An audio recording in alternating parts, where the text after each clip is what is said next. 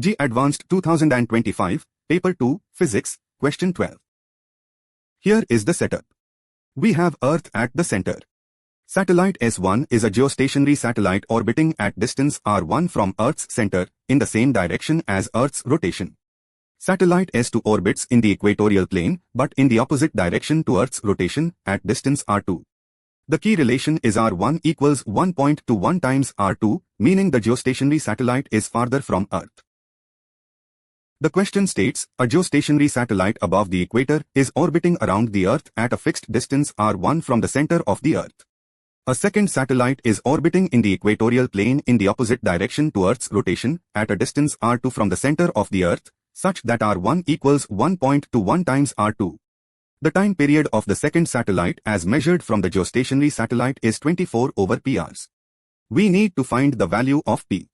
This is a numerical answer type question. Let us recall the key concepts.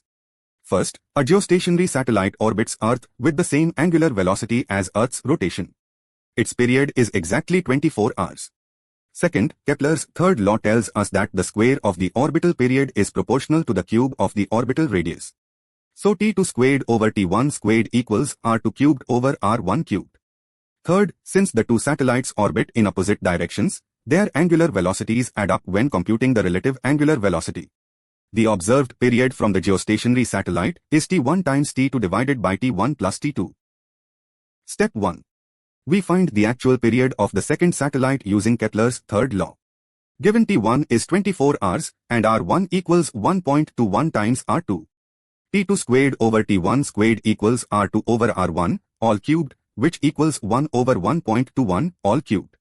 So T2 equals 24 times 1 over 1.21 raised to the power 3 over 2. Now, 1.21 raised to the power 3 over 2 equals 1.21 times the square root of 1.21. Since 1.1 squared is 1.21, the square root of 1.21 is 1.1. So 1.21 times 1.1 gives us 1.331. Therefore, T2 equals 24 divided by 1.331, which is approximately 18.03 hours. Step 2. Now we find the relative angular velocity. The geostationary satellite has angular velocity omega 1 equals 2 pi over 24. The second satellite has omega 2 equals 2 pi over 18.03. Since they orbit in opposite directions, the relative angular velocity as seen from the geostationary satellite is omega 1 plus omega 2. The angular velocities add up because the satellites move towards each other. Step 3.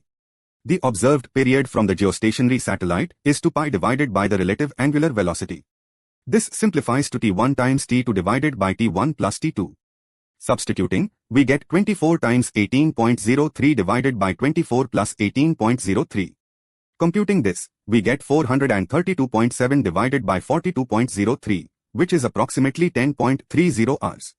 The question tells us the observed period is 24 over p hours.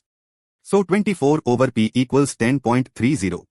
Therefore, p equals 24 divided by 10.30, which gives us p approximately equal to 2.33. The correct answer is p approximately equal to 2.33. The acceptable range is 2.3 to 2.4. To summarize, the actual period of the second satellite is about 18.03 hours.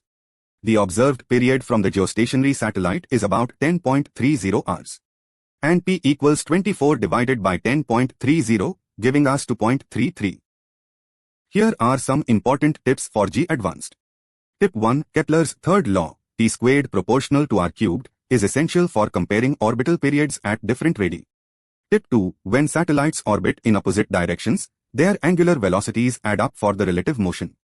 For same direction, you subtract them. Tip 3. Recognize that 1.21 is 1.1 squared. This makes 1.21 raised to 3 over 2 equal to 1.1 cubed, which is 1.331. Such numerical tricks save valuable time.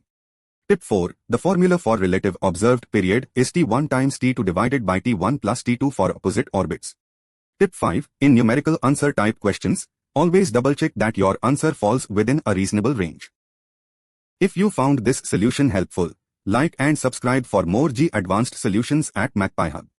See you in the next video.